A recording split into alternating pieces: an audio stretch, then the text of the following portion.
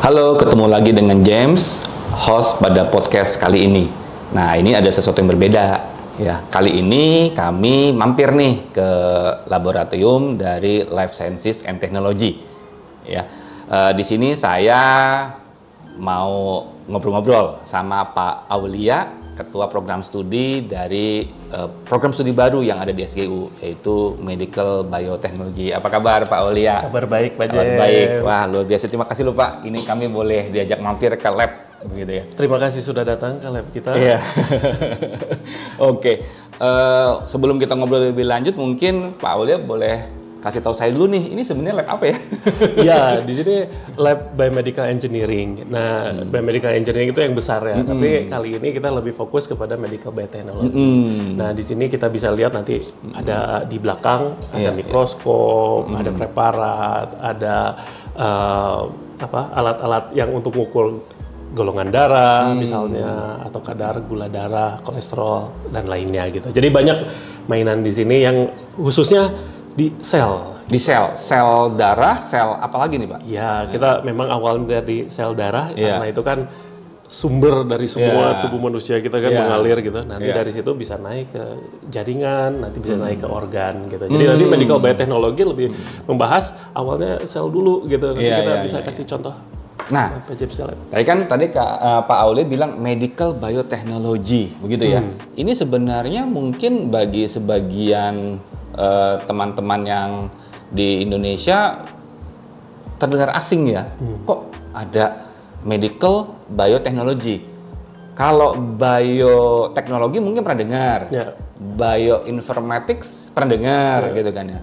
Medical biotechnology gitu ya. Ini apa lagi nih Pak? Coba boleh cerita nggak?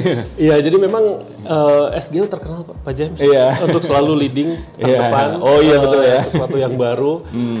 Kita udah tahu teknologi betul. Lebih ke arah biologi, rekayasa, misalnya tanaman gitu kan. Tapi karena ada medicalnya, jadi khusus ini aplikasinya untuk kesehatan. Nah, karena COVID-19 kemarin kita jadi belajar banyak tentang PCR tuh Pak. Itu bagaimana sih cara kerjanya dalam rapid test dan seterusnya. Nah, medical biotechnology justru yang mempelajari dalaman-dalamannya, Pak. Mempelajari dalaman-dalaman itu ya. Berarti mempelajari apa? Virus-virus juga gitu? Iya, betul. Tadi kan menyinggung bioinformatik kan. Nanti juga ada di kurikulum juga tentang bioinformatik. Karena kan di situ ada DNA, ada DNA sequencing, itu nanti helix muter-muter gitu. Nah, itu belajarnya itu memang di medical biotechnology. Nah, seringkali kan kalau nih terutama adik-adik SMA nih yang lagi bingung-bingung nyari program studi atau para parents yang lagi juga mempertimbangkan begitu. Ini sebenarnya yang cocok-cocok kalau kuliah ke jurusan-jurusan medical biotechnology atau ya seperti itu sebenarnya tipikal students SMA yang hobinya atau kesenangan itu apa sih sebenarnya? Ya yang pasti itu siswanya yang penasaran Pak, kenapa itu misalnya kayak kemarin, kenapa COVID-19 itu bisa merebak gitu, kenapa gitu ya. Sebuah penyakit itu bisa terjadi, terus kok kita bisa mendeteksinya lewat tes darah gitu, apa sih gitu di dalamnya. Nah nantinya ketika udah tahu masalahnya apa, kita juga bisa tahu juga, oh berarti penyembuhannya menggunakan apa. Ke situ. Makanya nanti kita cerita masalah yang lulusannya ke arah mana gitu, karena nanti kelihatan baru industri-industrinya gitu. Berarti bisa kalau saya tebak nih ya, berarti harusnya tuh anak-anak SMA yang sukanya ilmu biologi dong ya harusnya ya? Oh iya, pasti. Oh gitu ya? Oke, tapi selain ilmu biologi tuh, apa sih yang sebenarnya yang mendukung kuliah di medical biotechnology itu sebenarnya yang suka di bidang pelajaran apa sih? Iya, jadi dasarnya itu pasti biologi Pak. Tapi nanti ke atasnya itu anatomi dan fisiologi. Anatomi dan fisiologi. Karena kan medical. Jadi kita harus tahu organ-organ tubuh kita, nama-namanya, tapi harus tahu juga cara kerjanya. Misalnya cara kerja hati itu seperti apa sih gitu kan. Nah, nanti kita pelajari lagi, mundur lagi, everything under the microscope gitu. Jadi kalau di mikroskop itu bagaimana sih cara kerjanya dan seterusnya. Nah, setelah itu dimiliki fundamentalnya, perlu ilmu-ilmu engineering karena kan nanti untuk menyelesaikan masalah-masalah yang ada di masyarakat. Jadi ada kimia, fisika, matematik, tapi semuanya itu spread out Pak. Jadi nggak ada yang terlalu fokus gitu. Misalnya jago di biologi nggak perlu gitu. Karena nanti kita ajarin dari awal. Ajarin lagi gitu ya. Iya. kimia juga kita ajarin dari awal, yang basicnya. Jadi kita ajarin yang sesuai dengan keperluannya, sehingga nanti nyampe ke atas tuh mereka udah mampu menyelesaikan masalah di bidang kesehatan, khususnya di bioteknologi. Iya. Tapi kan anak-anak SMA sekarang tuh justru lebih ngertinya atau lebih familiarnya sama jurusan teknik biomedis.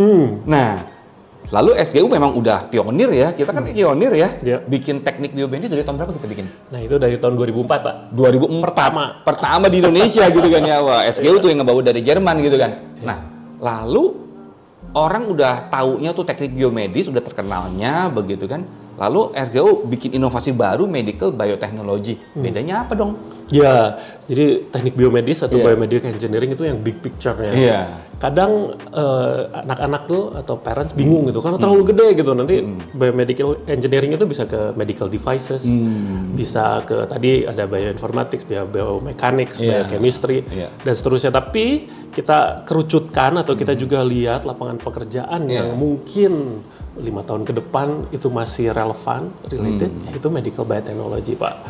Karena ya kita belajar banyak lah dengan COVID-19, PCR, itu membuka semuanya. Bahkan Kementerian Kesehatan sekarang pengen PCR-nya buat deteksi tuberkulosis misalnya. Model-model baru yang sebenarnya WHO juga belum ada protokolnya, tapi di Indonesia kita breakthrough. Gitu, Nah, engineer-nya dari mana? Medical biotechnology. Begitu ya. Kalau di dunia, ya mungkin kalau di Indonesia kita follow apa yang memang lagi kebutuhan di dunia. Tapi di dunia ini kalau dilihat negara mana sih yang memang udah ini banget gitu ya tentang medical biotechnology, kampus-kampusnya gitu yang udah kayaknya leading gitu. Itu apa sih? Di mana sih, negara mana sih? Tentunya Amerika sama Eropa. Amerika itu kita ngelihatnya ke Johns Hopkins. Nah kalau ke Eropa ya karena kita SGU ya Pak, Jerman tentunya. Banyak alumni kita yang nanti kerjanya itu di lab institute punyanya Jerman. Jadi mereka go research di situ. Ada juga alumni kita yang kerja di Amerika khusus untuk cancer. Dan itu juga related banget. Ya. Padahal awalnya mereka itu biomedical engineering. Tapi mereka mengerucut akhirnya ke medical biotechnology. Karena mungkin kebutuhan industrinya banyak di situ, akhirnya mereka berkarir di situ gitu ya. Betul. Oke. Kalau di Indonesia itu kira-kira nih arah pergerakannya tadi kan Pak Auli bilang Kementerian Kesehatan udah mengarah ke situ nih. Kalau industri itu gimana kalau industri? Betul Pak. Jadi industri terpaksa gara-gara COVID-19, jadi mau nggak mau bikin vaksin sendiri, bikin alat-alat tes sendiri. Nah, salah satu perusahaan besar itu adalah Kalbe. Ya, dan juga Bio Farma. Mereka melakukan itu. Mahasiswa kita magang di sana, ada alumni yang kita kerja di sana, dan mendalami di situ, Pak. Iya. Wah, ini memang masa depan kerjanya itu terbuka luas banget ya, karena kesehatan itu menjadi concern. Dan pandemi COVID-19 kemarin itu kayaknya tuh benar-benar sebuah breakthrough, orang jadi sadar gitu ya. Iya, industri ini tuh memang dibutuhkan gitu ya. Iya, dan pada saat COVID-19, pemerintah itu minta ke industri untuk membantu untuk melawan COVID-19, tapi ternyata mereka juga memerlukan akademisi. Setelah perlu akademisi, ya tentunya perlu engineer ya Pak. Iya, betul. Mana lagi? Ya SGU, karena udah punya lulusan dari tahun 2000. Dari 2004 ya, mulai dari 2004, lulusannya berarti 2008. Oke. Menarik banget tuh. Dan kalau saya perhatikan SGU tuh kurikulumnya memang kita rancang internasional ya Pak ya. Nah kalau boleh diceritakan Pak, ini posisinya SGU dengan kurikulum internasional itu kenapa sih disebut internasional gitu? Apa hebatnya sih? Iya, kayaknya gampangnya itu relate sama partner kita ya. Jadi partner kita tuh Fachhochschule Südwestfalen. Kita berusaha ini kurikulumnya nih kalau bisa matching, biar bisa kita ngobrol bareng. Nah itu makanya kita kurikulumnya internasional. Tentunya ada basic science di dalamnya, terus ada engineering. Kalau di sini lebihnya kepada bioteknologi, tapi yang untuk case study-nya medical. Nah nanti ke atasnya seiring perkembangan zaman, ya tentunya IT, big data, data science, AI. Ada semua di sini dipelajari. Berarti pelajaran matematika gimana tuh Pak? Kalau di kurikulum ini nih, medical biotechnology ini? Iya, jadi kita ada kalkulus. Nah nanti tentunya anak-anak SMA udah belajar kan, linear algebra gitu kan, terus nanti naik lagi ke mathematical teknik teknik. Dan nantinya itu menggunakannya untuk bioinformatics, untuk calculation sederhana sebenarnya. Nggak begitu kompleks, Pak. Iya, oke.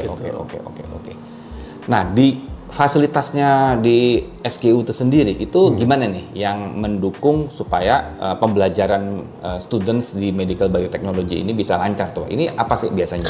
Ya, basicnya kita punya biology lab, jadi di situ kita mulai dari yang dasar, terutama yang sel-sel. Ini di belakang kita ada mikroskop, gitu kan, ada preparat, ada tes sampelnya nanti kita bisa lihat.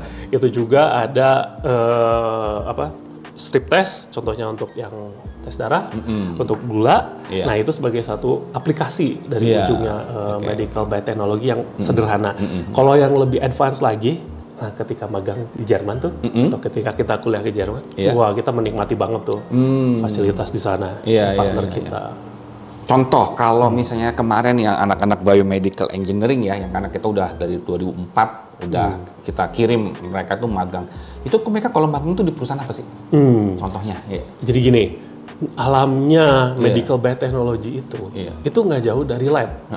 Jadi bagi anak-anak nih yang emang suka nge-lab aja, nggak mau pokoknya mager gitu ya. Ya di lab enak kan, adem, AC.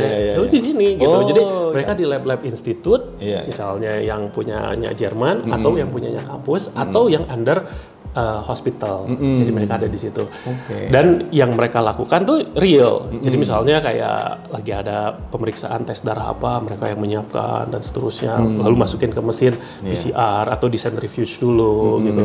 Lalu mereka kasih reagen dan seterusnya. Mereka melakukan itu di Jerman. Dan ketika pulang mereka ketagihan. Jadi balik lagi, Pak. Oh, balik lagi ya. Lanjut lagi S2 atau lanjut kerja nih? Nah, lulusan kita itu S2-nya pasti ke luar negeri, biasanya balik lagi ke Jerman. Menggunakan beasiswa bisa pakai DAD, Erasmus Mundus. Ada juga yang pakai uang sendiri. Tapi nanti kalau keterusan mereka S3 di sana, itu udah di-funding oleh Jerman. Bahkan ada yang terus lagi jadi postdoc. Terus lagi malahan jadi tinggal dan kerja di sana. Dan itu banyak, kita ada profilnya di LinkedIn, bisa dilihat gitu alumni-alumni kita.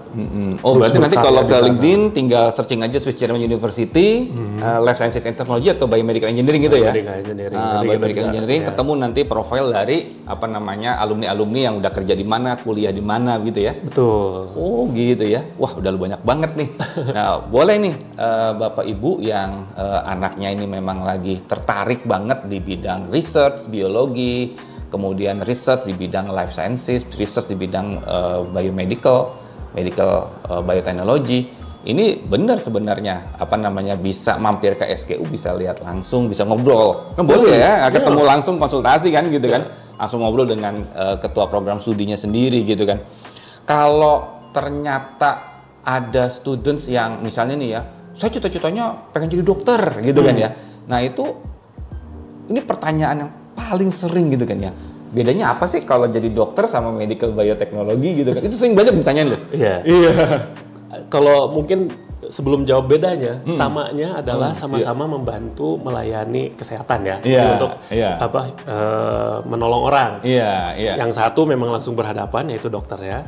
Kalau kita yang behind the scene. Oh gitu. Jadi kita yang membantu, misalnya contohnya dengan hasil-hasil lab. Jadi misalnya kena demam, terus nggak tahu nih sakit apa, diambil darahnya. Nah itu langsung dikasih ke area medical biotechnology, dilihat trombosit, leukosit, ini normal atau enggak. Nanti barulah dokter yang ini diagnosanya adalah penyakit A, B, C. Oke. Oh berarti tambah penasaran nih. Nah ini ada sedikit spill nih ya, spill alat-alat yang memang biasanya dipakai. Ya dipakai karena pasti orang-orang tanya, aduh saya cita-citanya biasa anak kecil kan. Kalau zamannya SD dulu gitu kan, kamu cita-citanya jadi apa? Jadi dokter gitu kan. Nah, terus kenapa? Ya karena saya suka pelajaran biologi, saya suka di laboratorium. Nah di sini kan kita terbuka wawasan dong bahwa ada alternatif karir selain jadi dokter gitu kan ya. Nah itu saya malah jadi penasaran nih, saya pengen tahu nih, ini Pak Aulia udah kasih spill ada banyak-banyak alat di sini nih, apa sih coba ceritain? Paling gampang yang gini, ada preparat nanti kita bisa ada birol-birolnya. Nah ini contohnya ini darah manusia, nanti kita lihat under the microscope seperti apa. Terus juga kita mau lihat misalnya ada jaringan, kayak gini, ini dalamnya apa. Dan ini tuh ya mungkin di SMA juga sama, mereka ngeliat di bawah mikroskop. Cuma bedanya nanti karena ini image processing, tambah AI, langsung kita bisa klasifikasi apakah ada cancer atau enggak. Kita udah melakukan itu penelitiannya udah beberapa tahun ini, dapat pendanaan kerjasama dengan rumah sakit. Saya ingat itu. Kita namanya microscanner. Jadi ada mikroskop yang dia bisa nge-scan sendiri, lalu dia image reconstruction, lalu nanti pakai AI dia bisa classify mana nih sel-sel yang rusak, lalu dikasih ke dokternya untuk dia lihat bener nggak nih cancer. Oke. Jadi tetap ini kita memanfaatkan teknologi untuk membuat pengolahan citra ini gitu ya. Nanti ujung-ujungnya tetap kita serahkan ke dokter gitu ya. Betul. Jadi kita bestie lah. Iya, bestie sama si dokter gitu kan. Iya. Saya lihat ada stetoskop. Ini bener stetoskop aja. Iya, betul. Ini stetoskop. Saya sering kalau ke rumah sakit ada stetoskop. Nih kok pelajaran apa di medical biotech ada stetoskopnya dipakai untuk apa itu? Iya, jadi karena ya itu Pak, pelajaran anatomi fisiologi. Anatomi itu nama-namanya, nama organnya, nama tisunya. Nah, kalau fisiologi kita taunya dari cara kerjanya. Misalnya stetoskop buat dengerin suara paru, suara jantung dan seterusnya. Jadi medical biotechnology jadi harus tahu karena nantinya misalnya menciptakan sebuah vaksin atau sebuah obat itu benar nggak dapat menyembuhkan atau enggak. Kita juga kan harus setidaknya ada pengetahuan tentang itu. Oke. Tadi ceritanya ada tentang darah-darah gitu ya. Kalau misalnya darah diambil langsung itu juga hubungannya dengan medical bioteknologi gitu ya? Iya, betul. Nah, ini kita ada contoh yang gini. Ini paling sering dipakai di rumah gitu kan ya kan? Iya, contoh yang ini. Ini yang untuk ngambil darahnya ditaruh di sini gitu kan? Iya, jadi nanti ditojos gitu keluarin darahnya, taruh di sini kan. Ini pasti sering lah ya. Bapak Ibu yang sering nih gitu kan. Gulanya gitu.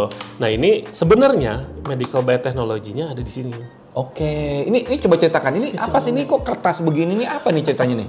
Iya, jadi ini amazing gitu ya. Ini kalau bisa memang dibuka nih ya. Tapi sebenarnya di dalamnya ini adalah ada enzim, ada reagen juga, ada enzim yang ketika dia bereaksi dengan darah kita. Jadi kalau misalnya dengan gula itu jadinya glucose oxide. Nanti ada sisa elektronnya, dia akan naik. Jadi kalau banyak gula, elektronnya akan naik. Nanti terbaca di sini. Ini sensor berarti. Iya, ini sensornya yang ini. Sensornya ini alat bacanya. Ini alat bacanya. Oke. Gitu. Ini kebetulan buatan Kalbe juga nih, Pak. Iya, buatan Kalbe. Iya. Nah, jadi ini yang dipelajari oleh medical biotechnology apa sih dalamannya dan kok bisa untuk kolesterol, bisa juga untuk asam urat. Iya. Dan pengen juga untuk yang lain-lainnya gitu. Jadi pengembangannya itu untuk mendeteksi yang lainnya gitu. Iya, dari darah atau dari saliva, dari air liur, Pak. Jadi kalau untuk kayak tuberkulosis ya mungkin dari air liur. Itu saya ingat tuh zamannya kita pandemi corona kemarin itu kan apa yang diambil tuh yang pakai tisu itu apa yang diambil itu? Iya, itu diambil colokin di hidung gitu apa itu? Jadi katanya konon itu ada banyak virusnya di dalam saluran pernafasan kita dan kita berusaha mengambilnya lalu dimasukkan ke dalam sebuah buffer cairan lalu dimasukin ke test strip. Nah, itu semua itu ya medical biotechnology. Kok bisa sih nanti ngeluarin ini positif? Suatu kesimpulan gitu ya, ini ya indikasi gitu ya. Indikasi. Nah, kalau mau lebih tahu RT number-nya ya berarti pakai mesin PCR. Gitu. Nanti kita pelajari di situ. Teknologi. Baik. Apalagi nih yang bisa diceritakan? Ada lagi mungkin ini yang anak-anak SMA kali ya. Dulu pernah nyobain ini yang untuk tes darah mau tahu golongan darah A, B, AB. Betul. Terus diambil darahnya, terus nanti di situ ditetesin lah sebuah ini larutan reagennya, nanti dia akan keluar warnanya dan akhirnya menentukan itu golongan darahnya apa. Jadi itu contoh-contoh sederhana biologi yang mungkin siswa SMA tahu, sudah pernah terpapar atau sudah dipelajari waktu pelajaran SMA gitu ya. Jadi nggak usah khawatir gitu ya. Nah, pas di sini kita explore lagi. Gitu ya. Cocok banget deh. Beneran cocok deh bagi anak-anak yang hobi banget, seneng banget dengan pelajaran biologi, ngoprek di lab kayak begini. Ini kayaknya cocok deh. Boleh deh mampir. Kebetulan banget ya kita tanggal 26 April hari Sabtu ini kita tuh ada open house. Betul. Ya, ada open house. Nanti Pak Aude juga nih yang sebagai narasumbernya menjelaskan tentang medical biotechnology ini secara lebih dalam. Iya. Jadi kalau Bapak Ibu tertarik, anak-anak juga tertarik nih ya, siswa-siswa SMA tertarik, boleh ya mampir langsung. Gitu. Iya. kita launching, sebenarnya kita lulusannya udah banyak yang ke sektor itu, tapi kita secara khusus membuat sebuah program baru, bahkan Pak James ditambah dengan double degree. Coba cerita dong, maksudnya apa tuh? Double degree dengan Fachhochschule Südwestfalen.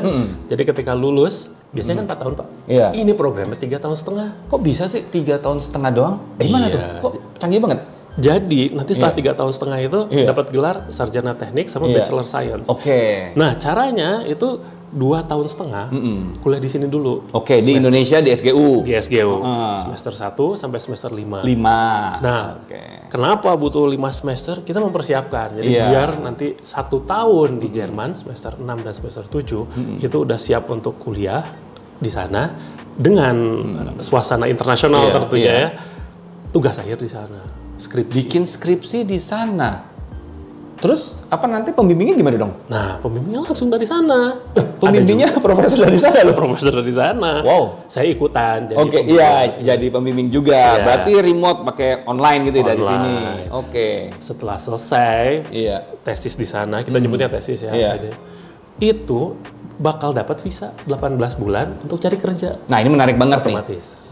Visa 18 bulan mencari kerja di Jerman. Di Jerman. Itu kok bisa sih? Kenapa? Ya, jadi pemerintah Jerman itu, jadi memang ingin banyak yang lulus di sana dan banyak yang bekerja di sana.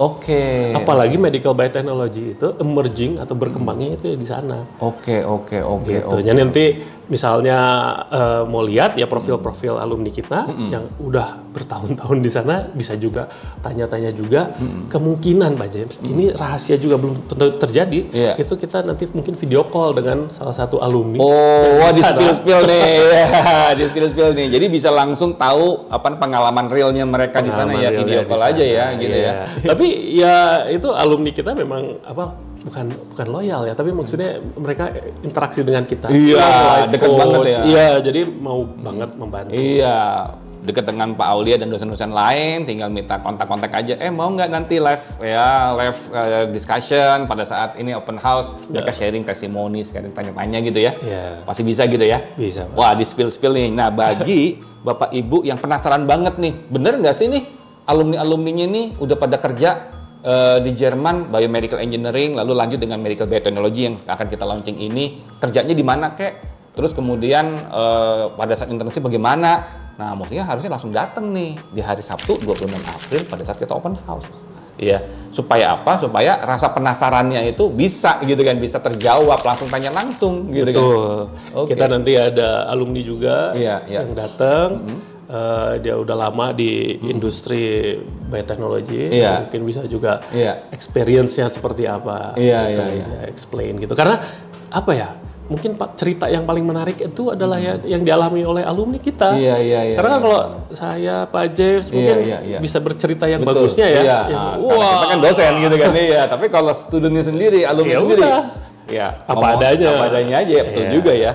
Nah, ada nih sebenarnya pertanyaan paling sering ditanyain, beasiswa. Nah, yang pasti mereka nanya kan, ada beasiswa nggak sih? Gitu kan ya. Nah, kalau pengen tahu, datang langsung di open house itu, kan di situ dijelasin tuh. Bisa-bisa langsung daftar. Langsung daftar, langsung dapat beasiswanya. Pokoknya langsung daftar supaya apa? Supaya langsung mengamankan jatah beasiswanya, kan begitu kan? Oke. Nah, jadi ya teman-teman tuh kalau tertariknya di bidang-bidang ilmu pengetahuan alam ya, kayak biologi, kimia, begitu, itu pilihannya itu ya bisa masuk ke medical biotechnology, biomedical engineering ya, tadi teknologi pangan atau food tech bisa. Kalau masuk memang saya mau ke kimia, pharmaceutical chemical engineering, lalu ada sustainable energy. Tapi kalau tanya, itu apa maksudnya? Tenang, nanti kita bikinin lagi podcastnya nih. Kita ngobrol, pokoknya kita spill semuanya, kita kumpas sebanyak-banyaknya tentang jurusan-jurusan yang sering dipertanyakan sama anak-anak SMA. Karena mereka tuh sering dengar tuh ya kalau lagi di sosial media tuh berseliweran, SKU tuh bilang tentang sustainable energy and environment, diceritakan panjang lebar tentang energi. Tapi karena keterbatasan durasi kan, jadi cuma sedikit-sedikit aja tuh mereka taunya kan, paling cuma 1 menit gitu kan ya. Nanti kita akan bikinin long podcast videonya untuk ngejelasin masing-masing pertanyaan-pertanyaan itu. Karena sering banget pertanyaan, oh iya Bapak Ibu kalau saat ini juga pengen tanya kita menyediakan hotline. Ya, kita menyediakan hotline pakai WhatsApp. Nanti ada nomor di sini, tinggal ibu bapak langsung WhatsApp aja atau adik-adik WhatsApp aja di situ. Nanti ada education consultant kami yang siap menjawab ya pertanyaan-pertanyaan bapak ibu ya seputar tentang kuliahnya seperti apa yang dipelajarin, prospek karirnya bagaimana, uang kuliahnya berapa, beasiswanya bagaimana, akreditasinya ada nggak sih, gitu kan ya. Tanyain aja semuanya di nomor hotline yang akan kami sampaikan ini. Kami siap ya menjawab. Kalau memang lebih penasaran lagi, datang aja yuk di tanggal 26 April Sabtu open house. Nanti ketemu langsung dengan Pak Aulia, dengan dosen-dosen dari Life Sciences and Technology dan alumni itu bisa kita buat langsung Zoom online supaya live langsung dari tempat kerjanya dia gitu atau Oke, seperti itu. Terima kasih banyak Pak James sudah datang. Terima kasih banget nih, kita disambut di lab yang keren banget, yang pastinya jadi teman-teman anak-anak SMA dimanapun kalian berada jadi tahu, oh ternyata labnya Medical Biotechnology atau Life Sciences and Technology Swiss German University itu kayak begini loh. Nanti kita ajak keliling aja gitu kan aja. Oke, kalau gitu. Oke, terima kasih Pak Aulia, terima kasih sampai ketemu lagi. Ya, bye-bye. Bye-bye.